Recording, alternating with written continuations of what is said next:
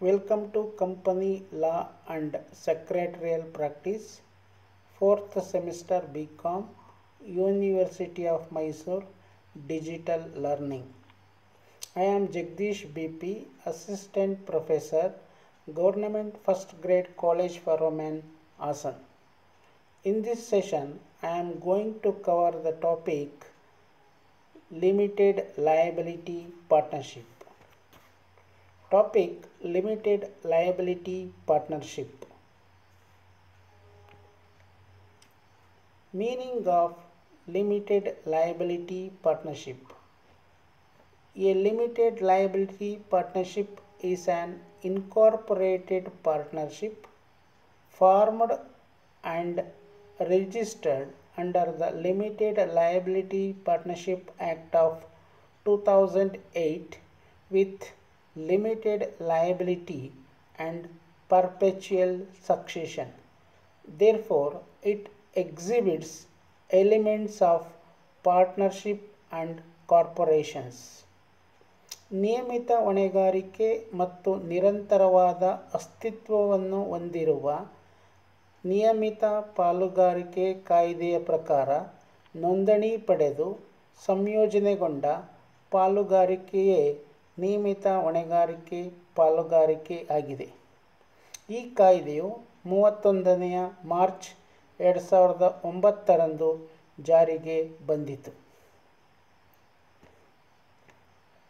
Features of Limited Liability Partnership. The main salient features of LLPs are body corporate.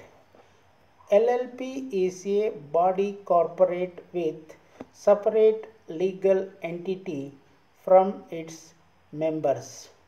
The mutual rights and duties of an LLP are governed according to LLP agreement. ನಿಯಮಿತವಾದ ಹೊಣೆಗಾರಿಕೆ ಪಾಲುಗಾರಿಕೆ ಸಂಸ್ಥೆಯು ತನ್ನ ಸದಸ್ಯರಿಂದ ಪ್ರತ್ಯೇಕ ಕಾನೂನಿನ ಸ್ಥಾನಮಾನವನ್ನು ಹೊಂದಿದೆ. ಸದಸ್ಯರ ಪರಸ್ಪರ ಹಕ್ಕುಗಳು ಮತ್ತು ಕರ್ತವ್ಯಗಳು ಕಾಯ್ದೆಯ ಒಪ್ಪಂದದ ಪ್ರಕಾರ ರೂಪಿಸಲ್ಪಡುತ್ತವೆ. Limited liability. LLP is a liable to the extent of assets held by it. Partners' liability is limited to the extent of agreed contribution in the LLP agreement. ನಿಯಮಿತ ಹೊಣೆಗಾರಿಕೆ ಪಾಲುದಾರಿಕೆ ಸಂಸ್ಥೆಯು ತಾನು ಹೊಂದಿರುವ ಸ್ವತ್ತುಗಳ ಮೌಲ್ಯದವರೆಗೆ ಮಾತ್ರ ಜವಾಬ್ದಾರರಾಗಿರುತ್ತಾರೆ. ಪಾಲುದಾರನ ಜವಾಬ್ದಾರಿಯು ಸಹ ಒಪ್ಪಂದದ ಪ್ರಕಾರ ತಾನು ವಂತಿಕೆ ಸಲ್ಲಿಸಲು ಭರವಸೆ ನೀಡಿದ ಮೊತ್ತದವರೆಗೆ ಮಾತ್ರ ಸೀಮಿತವಾಗಿರುತ್ತದೆ. Not liable for others misconduct. No partner is liable for other partners' unauthorized action or misconduct. Thus, any loss on account of independent action of the other partners does not cause any liability on partners. ಸಂಸ್ಥೆಯ ಪಾಲುದಾರರ ತಪ್ಪು ವರ್ತನೆಗೆ ಅಥವಾ ಅನಧಿಕೃತವಾದ ನಿರ್ಣಯಗಳಿಗೆ ಉಳಿದ ಪಾಲುದಾರರು ಜವಾಬ್ದಾರರಾಗುವುದಿಲ್ಲ. ಯಾವುದೇ ಪಾಲುದಾರನ ಸ್ವತಂತ್ರ ವರ್ತನೆಯ ಪರಿಣಾಮವಾಗಿ ಉಂಟಾದ ಜವಾಬ್ದಾರಿಗೆ ಪಾಲುಗಾರಿಕೆ ಸಂಸ್ಥೆಯ ಇತರೆ ಪಾಲುದಾರರು ಜವಾಬ್ದಾರರಾಗುವುದಿಲ್ಲ. Number of members. LLP should have at least 2 partners with at least 2 individuals as designated partners. Of the total number of partners, at least one must be resident in India. ನಿಯಮಿತ ಹೊಣೆಗಾರಿಕೆ ಪಾಲುದಾರಿಕೆಯ ಸ್ಥಾಪನೆಗೆ ಕನಿಷ್ಠ 2 ಪಾಲುದಾರರು ಸಾಕು. ಇಬ್ಬರು ಪಾಲುದಾರರಲ್ಲಿ ಕನಿಷ್ಠ ಒಬ್ಬ ಪಾಲುದಾರನು ಭಾರತೀಯ ನಿವಾಸಿಯಾಗಿರಬೇಕು. Perpetual succession. LLP as a perpetual succession. Entry and exit of any members do not affect its existence. The retirement or death of a partner would not dissolve it.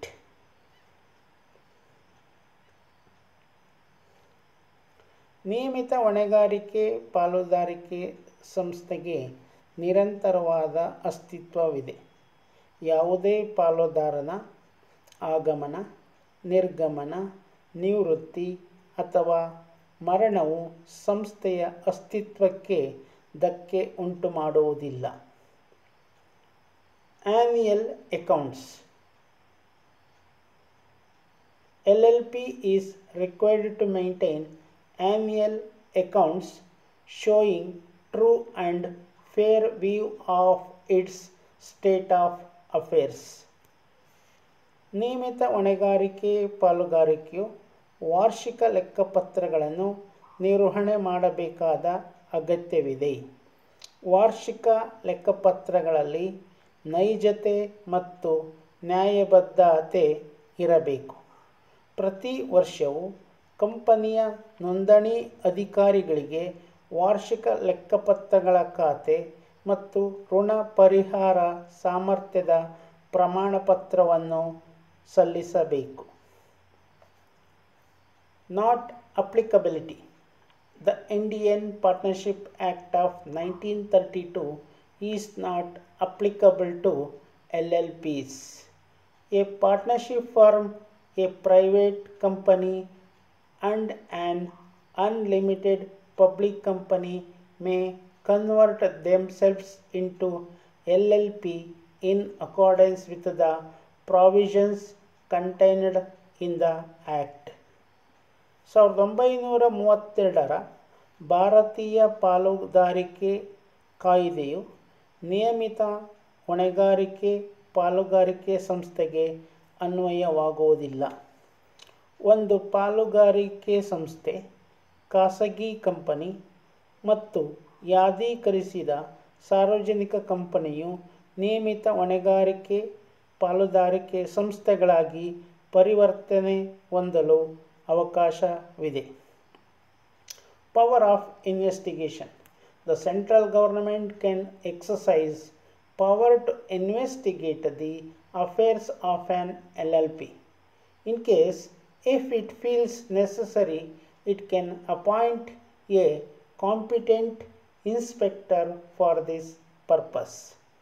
ಕೇಂದ್ರ ಸರ್ಕಾರವು ನಿಯಮಿತ ಹೊಣೆಗಾರಿಕೆ ಪಾಲುದಾರಿಕೆ ಸಂಸ್ಥೆಯ ವ್ಯವಹಾರಗಳನ್ನು ಶೋಧಿಸುವ ಅಧಿಕಾರ ಹೊಂದಿದೆ. ಒಂದು ವೇಳೆ ಕೇಂದ್ರ ಸರ್ಕಾರವು ಅವಶ್ಯಕವೆಂದು ಭಾವಿಸಿದರೆ ಈ ಉದ್ದೇಶಕ್ಕಾಗಿ ಸೂಕ್ತವಾದ ಪರೀಕ್ಷಕನನ್ನು ನೇಮಿಸಬಹುದು. Disadvantages of LLP. Inability to attract venture capital. Venture capitalists do not come forward to invest in an LLP business. This is because all shareholders in an LLP must be partners, which have certain responsibilities towards the entity.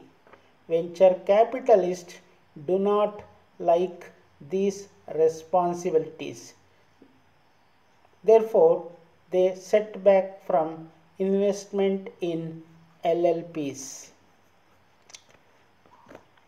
ಸಾಹಸ ಬಂಡವಾಳ ಒದಗಿಸುವ ಕಂಪನಿಗಳು ನಿಯಮಿತ ಪಾಲುದಾರಿಕೆ ಸಂಸ್ಥೆಗೆ ಬಂಡವಾಳ ಹೂಡಲು ಹಿಂಜರಿಯುತ್ತದೆ, ಏಕೆಂದರೆ ಎಲ್ಲ ಪಾಲುದಾರರ ಹೊಣೆಗಾರಿಕೆಯು ಸೀಮಿತವಾಗಿರುತ್ತದೆ, ಅಂದರೆ ನಿಯಮಿತವಾಗಿರುತ್ತದೆ ಮತ್ತು ಅವರು ನಿರ್ದಿಷ್ಟ ಜವಾಬ್ದಾರಿಗಳನ್ನು ಹೊಂದಿರುತ್ತಾರೆ. ಸಾಹಸ ಬಂಡವಾಳ ಕಂಪನಿಗಳು ಇದನ್ನು ಇಚ್ಛಿಸುವುದಿಲ್ಲ. Lack of privacy. An LLP has to disclose its financial information to the government authorities under the Act, Section 34 of the Act. 34ನೇ ಪರಿಚ್ಛೇದದ ಪ್ರಕಾರ ನಿಯಮಿತ ಹೊಣೆಗಾರಿಕೆ ಪಾಲುದಾರಿಕೆ ಸಂಸ್ಥೆಯು ತನ್ನ ಎಲ್ಲ ಹಣಕಾಸಿನ ಮಾಹಿತಿಯನ್ನು ಸರ್ಕಾರಕ್ಕೆ ಬಹಿರಂಗಗೊಳಿಸಬೇಕಾಗಿರುತ್ತದೆ. ಆದುದರಿಂದ ಖಾಸಗಿ ರಹಸ್ಯಗಳನ್ನು ಕಾಪಾಡುವುದು ಕಷ್ಟಕರವಾಗುತ್ತದೆ.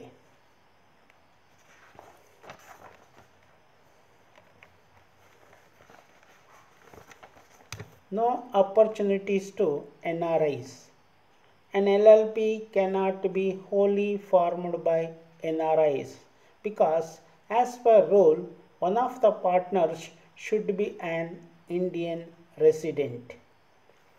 ನಿಯಮಿತ ಪಾಲುದಾರಿಕೆಯನ್ನು ಪೂರ್ಣ ಪ್ರಮಾಣದಲ್ಲಿ ಅನಿವಾಸಿ ಭಾರತೀಯರಿಂದ ಸ್ಥಾಪಿಸಲಾಗದು, ಏಕೆಂದರೆ ನಿಯಮದ ಪ್ರಕಾರ ಪಾಲುದಾರರಲ್ಲಿ ಯಾವುದೇ ಒಬ್ಬ ಪಾಲುದಾರನು ನಿವಾಸಿ ಅಂದರೆ ರೆಸಿಡೆಂಟ್ ಭಾರತೀಯನಾಗಿರಬೇಕು. Less go for sale of stake. A partner cannot raise funds by selling the stake in other e-commerce companies. ಒಬ್ಬ ಪಾಲುದಾರನು ಇತರೆ ವಿದ್ಯುನ್ಮಾನ ವಾಣಿಜ್ಯ ಕಂಪನಿಗಳಿಗೆ ತನ್ನ ಹಕ್ಕನ್ನು ಅಥವಾ ಪಾಲನ್ನು ಮಾರಾಟ ಮಾಡಿ ಬಂಡವಾಳ ಸಂಗ್ರಹಿಸುವಂತಿಲ್ಲ, ಏಕೆಂದರೆ ಹಕ್ಕು ಎಂಬ ಪರಿಕಲ್ಪನೆಯು ನಿಯಮಿತ ಹೊಣೆಗಾರಿಕೆ ಪಾಲುದಾರಿಕೆಯಲ್ಲಿ ಇರುವುದಿಲ್ಲ. In this session, the learners understood the limited liability partnership.